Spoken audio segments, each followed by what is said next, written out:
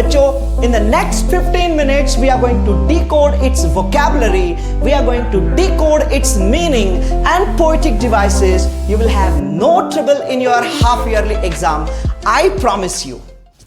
Class 9th के मेरे stars, class 9th के मेरे वॉरियर्स, आज अगले 15 मिनट में मैं आपको भारत आर लैंड, आपकी इंग्लिश की टेक्स्ट बुक का पहला पोएम इस तरह समझाने वाला हूं बच्चों, आपको ये पोएम फिर से पढ़ने की जरूरत नहीं पड़ने वाली.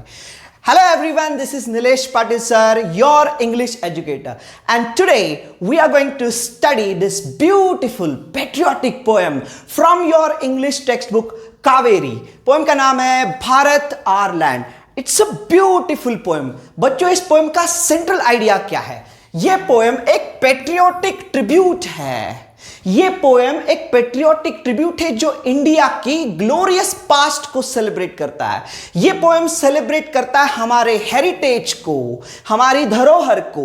ये पोएम सेलिब्रेट करता है हमारी रिच स्पिरिचुअल हेरिटेज को, रिच स्पिरिचुअलिटी को. पोएम सेलिब्रेट करता है नेचुरल मार्वल्स को. ये एक पेट्रियोटिक पोएम है. पोएम के पोएट है सुब्रमण्य भारती. बच्चों, in the next 15 minutes we are going to decode its vocabulary, we are going to decode its meaning and poetic devices. You will have no trouble in your half yearly exam, I promise you. बच्चों, this poem is an ode. Now you might say, sir, what is an ode? Ode क्या होता है? बच्चों, ये एक ऐसा piece होता है जो प्रेज करता है, ऑनर करता है किसी को. An ode is a poem, is a verse written to praise or honor somebody. Now here we are going to honor motherland, हमारा प्यारा भारत. सुब्रमण्य भारती ने ये पेट्रियोटिक पोएम लिखा है as an ode to the motherland. बच्चों, देखते हैं इस पोएम का सेंट्रल आइडिया हमने अभी देखा. Now let us see, let us study my dear students the poem Bharat Our Land. This is the first stanza of our poem. The mighty Himwant is ours. Himwant, my dear friends, Himwant refers to Himalayas. The great and mighty Himalayas, the powerful and strong mountain range. My dear students, no other country has Himalayas. No other country has mountains that can match the power, the strength of Himalayas. There is no equal anywhere on the earth. Himalayas के जैसी कोई mountain range नहीं है दुनिया में कहीं पे. There is no equal of this mountain range in anywhere in the world. The generous Ganga is ours. Generous, my dear friends, is kind, compassionate. यहां पे हम सेलिब्रेट कर रहे हैं हमारी गंगा को, गंगा रिवर को, और गंगा रिवर को यहां पे डिस्क्राइब किया है जेनरस, क्योंकि the river brings prosperity. The river gives us fertile land, water. It brings prosperity to our land. Which other river can match her grace? The poet is asking question. Poet हमें सवाल पूछ रहे कि क्या दुनिया में ऐसी कोई रिवर है जो हमारी गंगा की जेनरोसिटी को मैच कर सकती है, हमारी गंगा की ग्रेस को, जिसका मतलब होता है ब्यूटी, स्टाइल, इसे मैच कर सकती है. ऐसी कोई रिवर नहीं है, ऐसा कोई माउंटेन नहीं है. How proud the poet is. और हम सभी को गर्व करना चाहिए कि हमारे पास ऐसी चीजें हैं, हमारे पास ऐसा नेचर है. माय डियर स्टूडेंट्स, ये जो फर्स्ट स्टैंजा है, इसमें पोएट इंडिया की फिजिकल लैंडस्केप, फिजिकल ब्यूटी और लिटरेरी ट्रेडिशन को सेलिब्रेट कर रहे हैं. यहां पे पोएट कहते हैं कि the sacred Upanishads are ours. You see, sacred Upanishads are sacred scriptures. ये इंडिया की फिलोसॉफिकल ट्रेडिशन को, फिलोसॉफिकल हेरिटेज को पोएट ग्लोरीफाई कर रहे हैं. तो पोएट कहते हैं कि there is sacred Upanishads are ours. Sacred का मतलब क्या होता है मेरे प्यारे बच्चों? सैक्रेड का मतलब होता है प्योर, होली. तो उपनिषद जो हमारे सेक्रेड बुक्स है, फिलोसॉफिकल बुक्स है, वो किसी के पास नहीं है. कोई और ऐसी किताब नहीं है, कोई और ऐसा स्क्रिप्चर नहीं है that can match the knowledge and philosophy that is explained in our Upanishads. So the sacred Upanishads are ours. What scripture else to name with them? The poet is comparing the world's scriptures with our Upanishads, and there is no single example that can match the knowledge, the philosophy of our Upanishads. बच्चों poet कहता है, what scripture else to name with them? This sunny golden land is ours. हमें proud होना चाहिए, किसी के पास नहीं, ये sunny golden land. बच्चों सनी गोल्डन ये किस चीज को रेफर करता है? It refers to the beautiful golden land that we have. This refers to our richness of our land, fertility of our land. Okay, तो पोएट कहता है कि the sunny golden land is ours, she is peerless, let's praise her. मतलब हमारी भारत माता, Peerless का मतलब होता है अनमैच्ड, उसके साथ किसी का कंपैरिजन नहीं हो सकता. Nobody can be compared to our great motherland. No country can be comparable to our great motherland. बच्चों, she is unmatched. She is peerless. Let's praise her. So this is the first stanza of the poem in which the poet is glorifying India's rich physical landscape, India's rich philosophical and literary tradition. Okay, ये जो पहला stanza है इसमें poet बात कर रहा है हिमालयास की, पोएट बात कर रहा है गंगा की, जेनरस गंगा. ठीक है, the poet is talking about Upanishad, हमारा रिच लिटरेरी हेरिटेज, और पोएट बात कर रहा है हमारे फर्टाइल गोल्डन सनी जमीन की, लैंड की. और पोएट हमें कहता है लेट्स प्रेज हर. बच्चों, सुब्रमण्य भारती इस पोएम में हमारी इंडिया की ग्लोरियस पास्ट को भी सेलिब्रेट करते हैं. हमारे जो ब्लेसिंग्स है, हमारा जो बाउंटी है, bounty of nature. India is a gifted land, और हमें प्राउड फील करना चाहिए कि हम एक ऐसे देश के रहिवासी है कि जिसके पास ऐसी चीजें हैं कि दुनिया में कहीं पे नहीं है.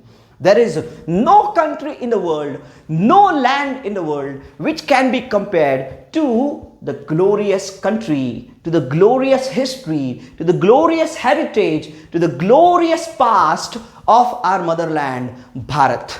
बच्चों, हमें प्राउड होना चाहिए कि एक ऐसे देश के हम रहिवासी हैं, ऐसे देश के हम नागरिक हैं जिसके पास ऐसी चीजें हैं. Now, it's not just that God has gifted all these things. No बच्चों, यहां पे जिन लोगों ने जन्म लिया, इस भारत माता के सपूत, जिन्होंने इस देश की ग्लोरी में 4 चांद लगाए, हम उनके बारे में बात करते हैं इस सेकंड स्टैंजा में. Gallant warriors have lived here. बच्चों, यहां पे गलती हो गई है, यहां पे हैव लिव्ड चाहिए. सो गैलेंट वॉरियर्स, गैलेंट का मतलब क्या होता है? Brave. Brave warriors have lived here. Many a sage has sanctified this land. बच्चों, ऐसे कितने तो भी एग्जाम्पल आप हिस्ट्री में देख सकते हो. महाराणा प्रताप से लेकर शिवाजी महाराज तक, और बहुत सारे ग्रेट वॉरियर्स यहाँ पे. बच्चों, उनसे हम इंस्पिरेशन लेते हैं. हम बहुत लकी है कि हमारे देश की ये धरोहर है कि हम ऐसे लीडर्स, ऐसे वॉरियर्स की तरफ देख के प्राउड फील करते हैं कि हम इस देश के रहवासी हैं. ओके, उन्होंने इस देश की हिस्ट्री को, इन्होंने इस देश की संस्कृति को एक दिशा देने का काम किया है. So we take inspiration from gallant warriors who have lived here. Many a sage has sanctified this land.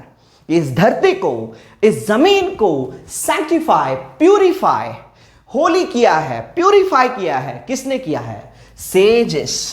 Many a says, कितने सारे संत महात्मा इस जमीन पे आए. ठीक है, और उन्होंने इस जमीन को प्यूरिफाई किया. बच्चों, लिटरली जमीन को प्यूरिफाई किया. इसका मतलब ये नहीं कि उन्होंने कोई यज्ञ हवन ये वो करके, नहीं. उन्होंने अपने नॉलेज से, उन्होंने अपनी फिलॉसफी से इस देश को पवित्र किया है. So many a sage has sanctified this land. The divinest music has been heard here. The poet is glorifying the rich cultural heritage of India. देखो, यहां का म्यूजिकल ट्रेडिशन जो है पूरी दुनिया में उसे माना जाता है. आज भी बच्चों, इंडिया का क्लासिकल म्यूजिक जो है उसे पूरी दुनिया में माना जाता है. There is nothing that can be compared to India's musical tradition. It is the greatest tradition of our country. So the divinest music has been heard here, and here all auspicious things are found. How proud the poet is. यहां पे आपको सभी ऐसी चीजें मिलेगी auspicious, जिसका मतलब होता है something that brings good luck. तो ऐसी शुभ auspicious चीजें आपको यहां पे मिलेगी, all auspicious things. देखो, ये हमारा हेरिटेज है, ये हमारी धरोहर है. Poet is praising and celebrating India's rich heritage and India's glory.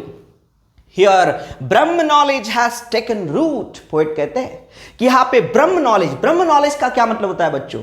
It is the spiritual knowledge that we have.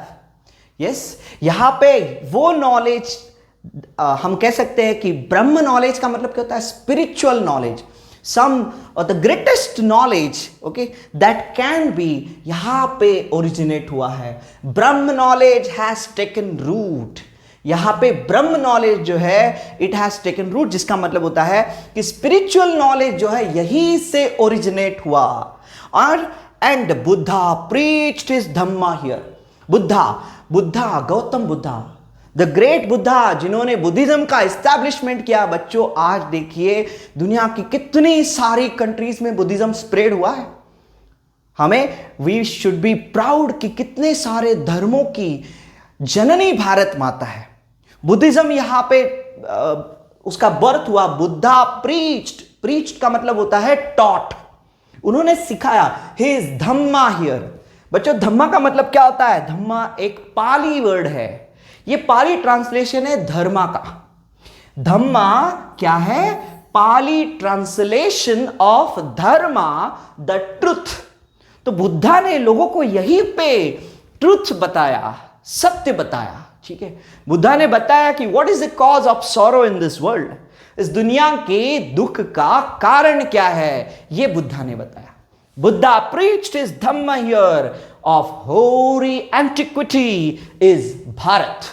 होरी एंटिक्विटी, ये फ्रेज ही बच्चों ऐसा है कि हमें पता चलता है पोएट बहुत किसी तो कोई चीज है जिसके बारे में. होरी एंटिक्विटी, जिसका मतलब होता है ancient. India is an ancient land. Antiquity का मतलब क्या होता है? Antiquity is something that is very very old. तो इंडिया एक ऐसा देश है जिसकी इतना ग्रेट पास्ट है, एंशियंट टाइम से इस सिविलाइजेशन का एग्जिस्टेंस है. तो हमारा भारत जो है ये एक होरी एंटिक्विटी का देश है. She is peerless, let's praise हर.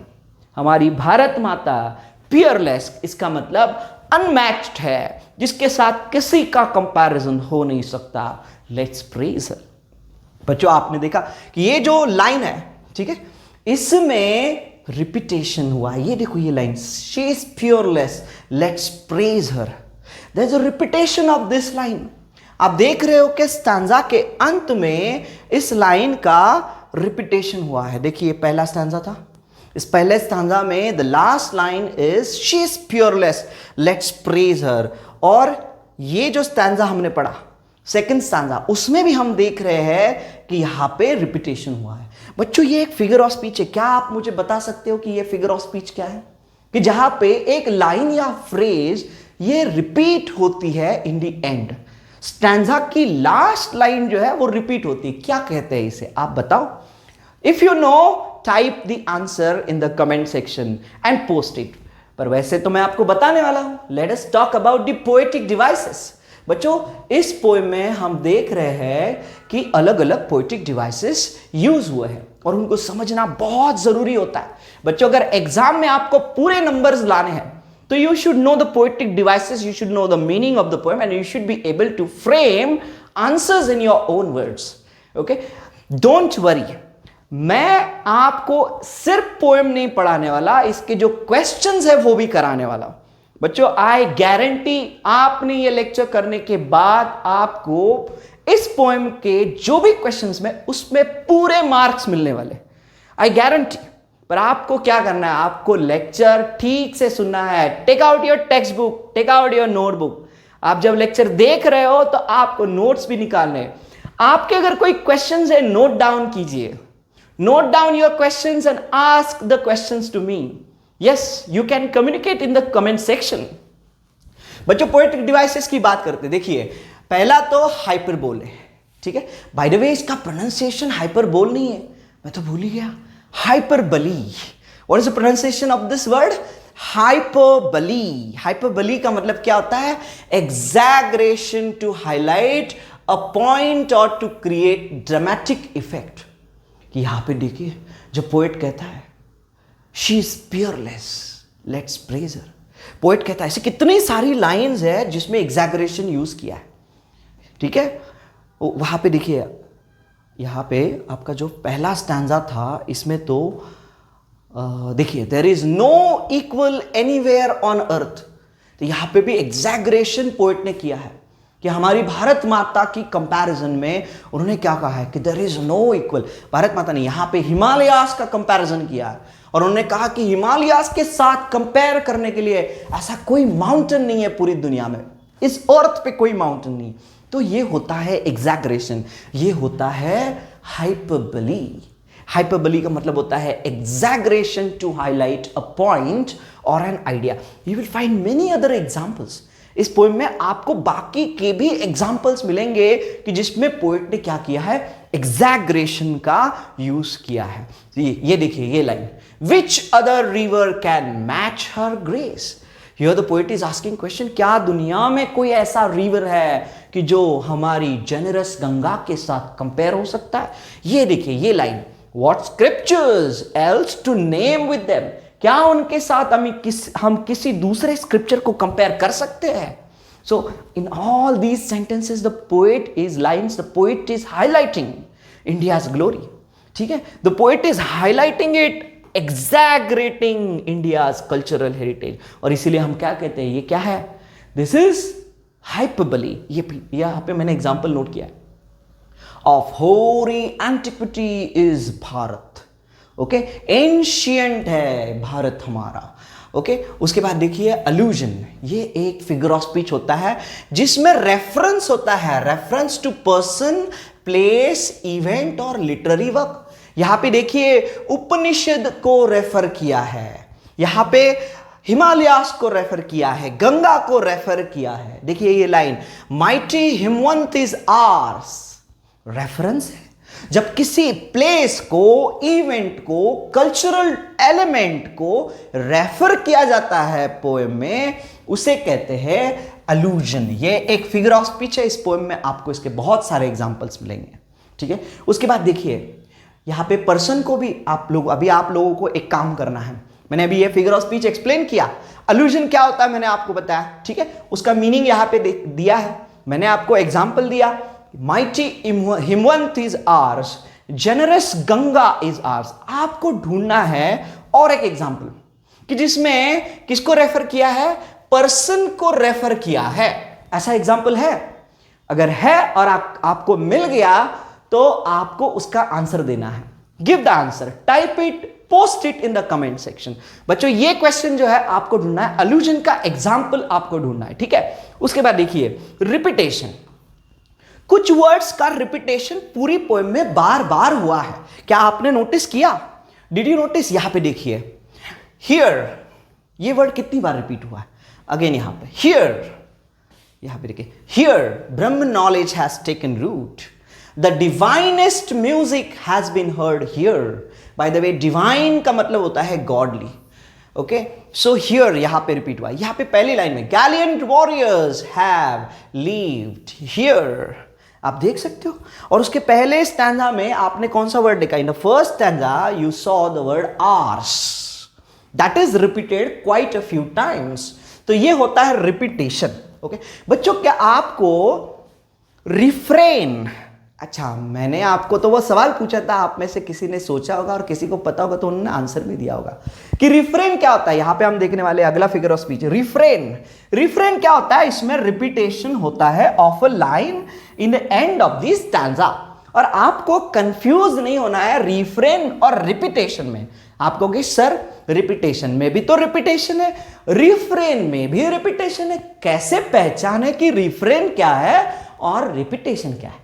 बच्चों चिंता करने की जरूरत नहीं है। I am going to tell you in very easy words.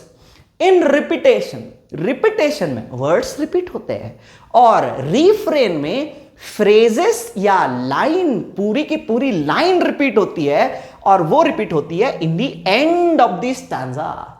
Stanza की एंड में वो लाइन रिपीट होती है, जैसे हमारी इस पोएम में रिपीट हुई है, she is fearless, let's praise her. यहां पे देखिए नेक्स्ट फिगर ऑफ स्पीच बच्चों, यहां पे हमें सीखनी है एलिट्रेशन। ये आप में से बहुत सारे लोगों को पता है। एलिट्रेशन में क्या होता है, इसमें साउंड रिपीट होता है इन अ क्विक सक्सेशन, मतलब क्विकली साउंड रिपीट होता है। यहां पे ये लाइन देखिए, the divinest music has been heard here, has been heard here. कौन सा साउंड रिपीट हुआ है बच्चों, sound of letter H repeat हुआ है। इसे जब स्लैंटिंग बार्स में लिखते हैं बच्चों, जब इसको स्लैंटिंग बार्स में लिखते हैं तो इसको आपको एच नहीं रीड करना है, इसे आपको रीड करना है ह। So sound of letter H is repeated, the sound H is repeated. Here, sorry, the divinest music has been heard here. उसके बाद देखिए इमेजरी, एक फिगर ऑफ स्पीच है जिसमें कि डिस्क्रिप्टिव वर्ड्स क्या करते हैं, create a vivid mental picture. Vivid का मतलब होता है एकदम क्लियर, कि जब पोएट कहता है माइटी हिमवंत इज आर्स, तो हम हिमालयास का पिक्चर हमारे दिमाग में अपने आप आ जाता है, हम हिमालयास को इमेजिन करते हैं। पोएट कहता है जनरस गंगा इज आर्स, तो गंगा का पिक्चर हमारे दिमाग में आ जाता है। ठीक है, तो पोएट ने ऐसे वर्ड्स यूज किए कि जिससे हमारे दिमाग में क्या होता है, पिक्चर क्रिएट होता है। उसके बाद देखिए personification is another figure of speech. ये एक फिगर ऑफ स्पीच है, इसमें क्या होता है, human quality is attributed to non human things. मतलब नॉन ह्यूमन थिंग्स को ऐसे डिस्क्राइब किया जाता है कि जैसे कोई ह्यूमन बीइंग है, कोई ह्यूमन क्वालिटी नॉन ह्यूमन चीज को अट्रीब्यूट की जाती है, दी जाती है। जैसे यहां पे देखिए the generous Ganga, Ganga is said to be generous. Okay, generous का मतलब होता है काइंड, पैशनेट। ठीक है, तो गंगा को यहां पे क्या कहा गया है, जनरस गंगा। तो ये एक ह्यूमन क्वालिटी है। बच्चों आपको क्या करना है, ये नोट्स मैं आपको प्रोवाइड करने वाला हूं। ठीक है, मैं आपको जो फिगर्स ऑफ स्पीच और उसके एग्जाम्पल्स, इस पोएम में पूरे एग्जाम्पल्स जितने भी है उसमें नोट करके आपको मैं फिगर ऑफ स्पीच प्रोवाइड करने वाला हूं। आपको मैं पोएटिक डिवाइसेस और summary of this poem, stanza by stanza explanation जो मैंने यहां पे दिया, I am going to provide it all in one document. आपको चिंता करने की जरूरत नहीं है, पर बच्चों आपको थोड़ी पढ़ाई करनी पड़ेगी। अगर हमें कोई चीज़ समझनी है तो हमें खुद को एक्टिव होना पड़ेगा, हमें चीज़ें ढूंढनी पड़ेगी। तो आपको क्या पर्सोनिफिकेशन का कोई और एग्जाम्पल यहाँ पे मिलता है। Read the poem, go through this poem and search for the examples of personification. क्या यहाँ पे ऐसी कोई लाइन है कि जिसमें नॉन लिविंग थिंग को ह्यूमन क्वालिटी दिया गया है। देखिए यहां पे शी इज फियरलेस, यहां पे किसकी बात हो रही है, is it a human being, क्या इसी ह्यूमन बीइंग है, who is being compared here, she is fearless, let's praise her. यहां पे भारत माता की बात हुई है। भारत क्या है बच्चों, हमारा प्यारा भारत हमारा देश है, राइट। और भारत किससे बनता है, सिर्फ जमीन से बनता है, माउंटेन्स से बनता है, सिर्फ रिवर्स और फॉरेस्ट से बनता है। भारत बनता है इसके लोगों से। तो हमारे देश को यहां पे पर्सोनिफाई किया गया है, राइट।